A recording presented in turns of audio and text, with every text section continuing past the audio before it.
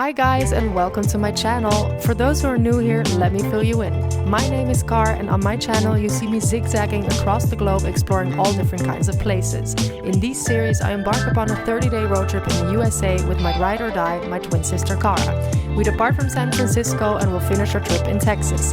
In this episode we explore Navajo culture a bit more and visit Monument Valley. This spot has achieved Hollywood fame as the backdrop for many famous movies such as Forrest Gump and Stagecoach. This stop on our road trip did not disappoint at all. We embraced Navajo culture and slept in a traditional Navajo dwelling for a night, did some stargazing and literally could see the Milky Way. We also drove the tribal loop, which was insane, guys. I'm gonna take you along for all of it. Enjoy! We did the Upper Antelope Canyon. Now we are going back home, for we have to load up the vehicle. Seriously. And then we'll get a Starbucks and we'll be on our way. Only a few of our finest possessions. Let's load up the Hyundai. We've done this like countless of times. Yeah, really. We're becoming professionals. Pull. Car, do you want to say what Lionel told us about, like, we asked him some questions about his culture, and indeed, you're not supposed to look at a snake eating. It's bad luck. When a coyote passes you, it's bad luck. They wear, like, necklaces for protection. Yeah. Can only become Navajo by marrying protection them. from witches, like witchcraft. But anyway, we're not out of Navajo Nation yet, because Monument Valley is also Navajo land. We'll explore it further. Indeed. We'll learn everything there is to know about the Navajo culture. Everything, absolutely everything. All of it, darling. Maybe we got cocky because we've been to all the parks and we've seen all the beauty, you know. It doesn't wow us anymore. Maybe the Grand Canyon will be like, meh, Meh. meh, I've seen better.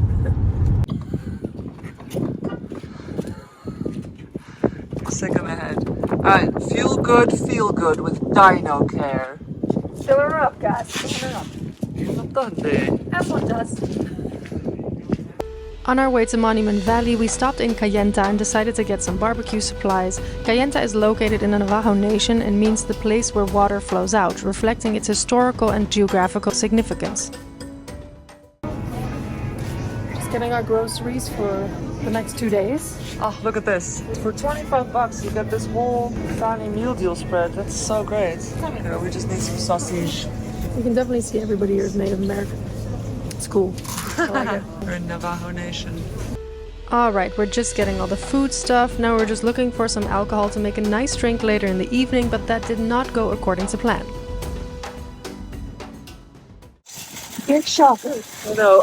Breaking news. Trying to get our booze like you do every day. We wanted to make a gimlet, so I get the lemonade stuff and whatnot.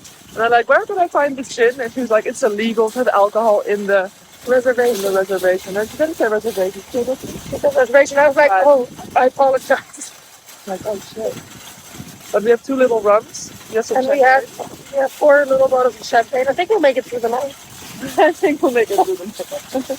Alright, so we were a little bit disappointed, but we moved on quickly to our first stop of the day, the famous Forrest Gump Point. You know, the bit in the film where Tom Hanks turns around after years of running and says, I think I'll go home now. Lots of people were standing here making that iconic pic with Monument Valley in the back, and of course we did the same. This spot is basically on the border of Utah and Arizona and right next to Monument Valley, so it would be a shame to not include this spot in your itinerary. I think I'll go home now. Spot on impression from Cara. So now we can tick this box, and of course it was a short stop. Next up, Monument Valley up close. And this is really another bucket list spot. I did quite a bit of research for this spot, so I'll give you all the tips, and our plan is to drive the tribal loop and we will also have some famous fry bread. Plus, I'll give some background history about the Navajo as well as the rock formations. Monument Valley! Here we are! Navajo territory. Navajo Nation. She's a beaut. She's a beaut. Yeah, she is. Yes, she is. Below me is a drop, a steep drop. Don't film it. No. It's a steep drop of 1,000 feet. Look at me. Living on the edge. A daredevil. Just a little.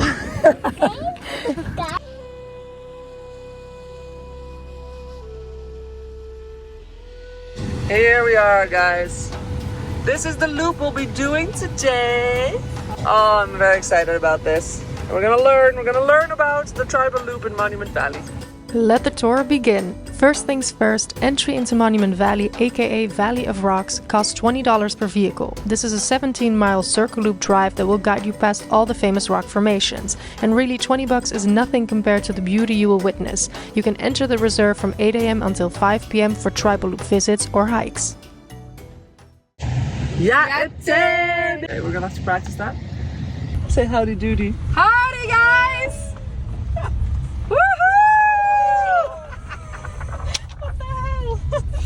They were so into it. Woohoo!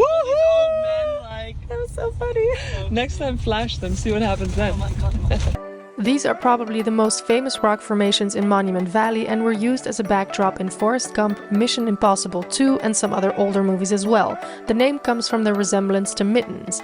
And Merrick, Butte, on the other hand, was named after a prospector who lived in the area in the 1800s.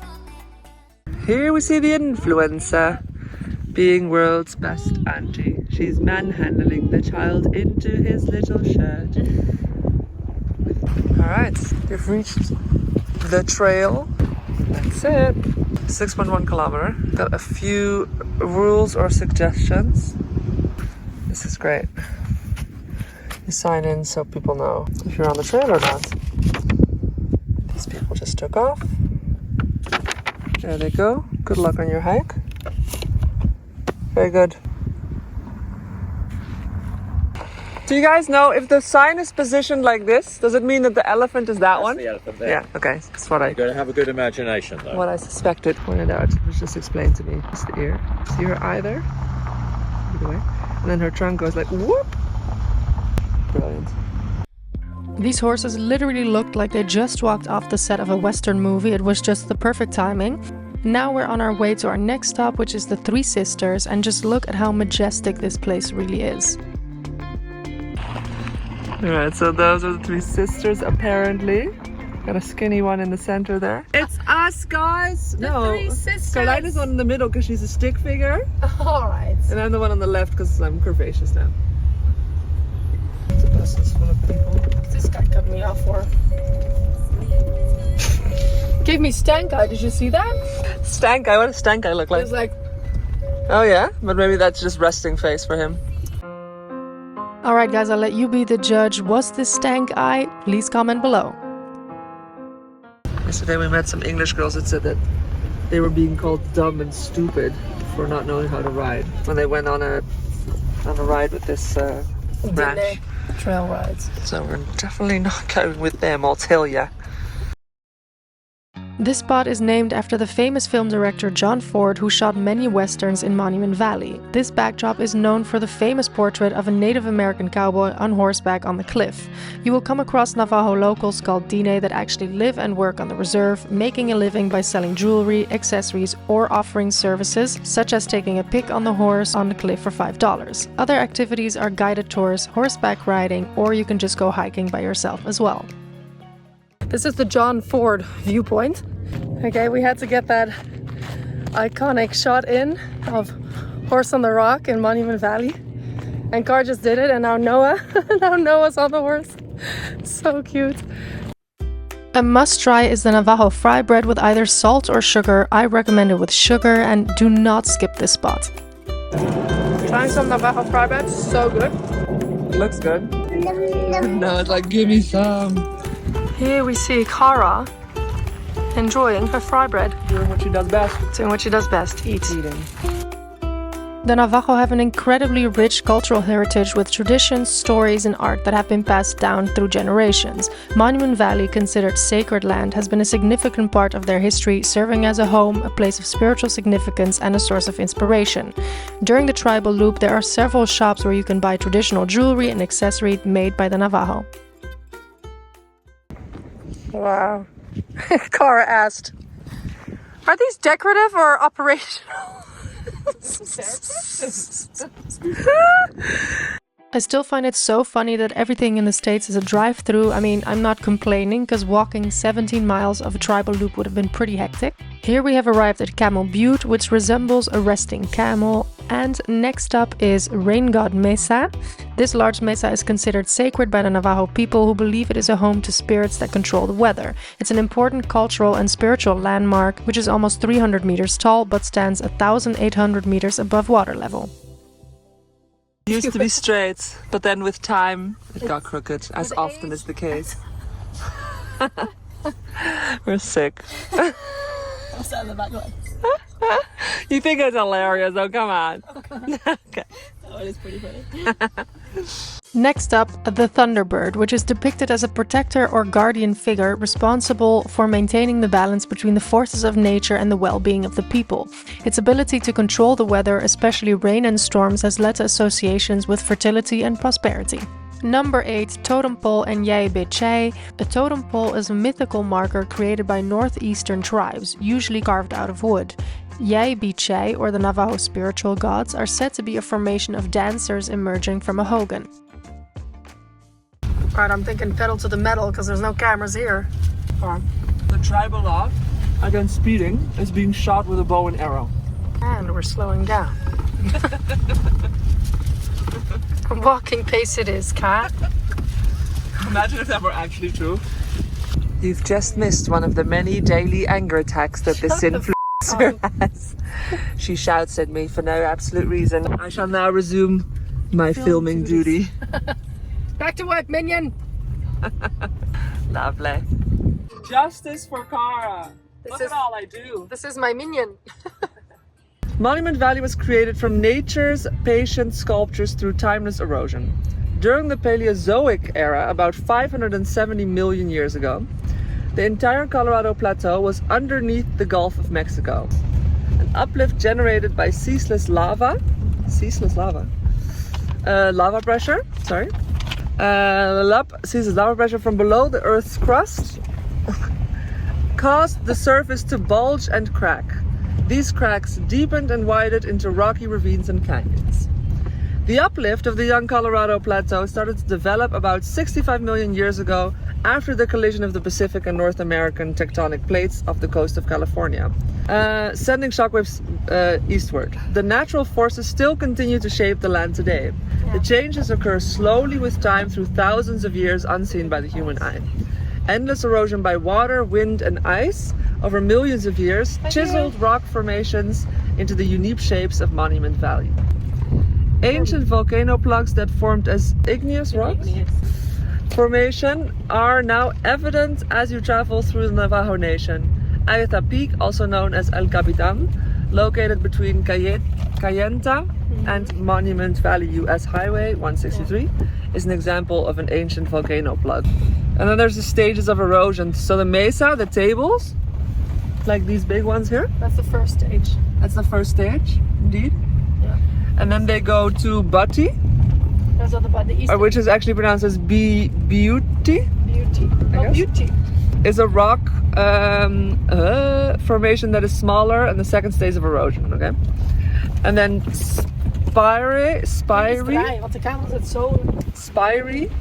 the final stage of erosion. Yeah. It's very hard to read like this. Is a rock formation that becomes narrow and freestanding. Yeah, so that's the totem poles and the Three Sisters, for example. Fascinating. Well, there you have it, folks. Yeah. Oops. Like many formations in Monument Valley, Spearhead Mesa was formed through millions of years of erosion, which sculpted the sandstone into its current shape. It's an impressive mesa and is characterized by its sheer cliffs and flat top, resembling the shape of a spearhead, hence its name. The north window overlooks the northern view of the lower valley. On the left is Elephant Butte, and on the right is Cly Butte. Cly was a well-known Navajo medicine man who is buried at the foot of the formation. True to its name, this rock formation looks like a human thumb, or if you look more closely, it also resembles a cowboy boot. Car's filming a porta potty. Do you have anything to say for yourself? We're in Monument Valley, and yet she makes a picture of porta potty. Guys, come on. The color. That's a great picture. Okay, wait, how long, guys, did we take to do the tour? So 3 hours.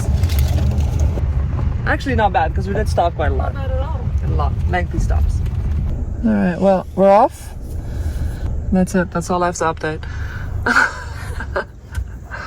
I really loved seeing Monument Valley and getting to know more about the Navajo culture. It was so interesting and really a special spot to witness. Definitely add this on your itinerary if you happen to travel nearby. Now we're going to the Fire Tree Inn, which is where we have our Hogan. It's a tent. It's not a tent, it's a house. It's a house, sorry. It looks a little bit like a tent though. Yeah. Which is like a typical Navajo housing, dwelling. Dwelling, nice. Amia coming in with the vocab, love it. Very much English literature.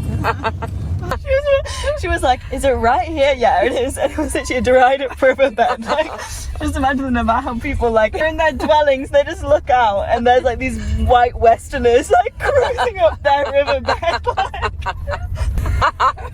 Revving it. so uncultured. We made it just before dark, but here's a quick tour of the place during the daytime. The Navajos used to make their houses, called Hogans, made of wooden poles, tree bark and mud. Today, however, many Navajo families still live in Hogans, although trailers or more modern houses are tending to replace them. Loving this barn. Excellent color. This is the barn where breakfast was served, and there was also a separate building for toilets and showers. There's a hiking path there. She told us we can climb the cliff. I guess it's like proper climbing. There's our Hogan. Looks like a giant anthill, but it's very comfy and nice inside. The Hogan was quite spacious inside, very cozy and warm, and I slept like a baby. You should definitely stay at a Hogan to live the full Navajo experience at least once, and the price for one night was $250. Oh my god! Yeah, that's a little house made of bales of hay. So there's that. After check-in, it was time to barbecue in the pitch dark, but what else is new? I just want to thank you guys for watching this vlog. I hope you enjoyed it. Please don't forget to like and subscribe. Ciao! Get a girl. Oh nee, for sausages! Save them!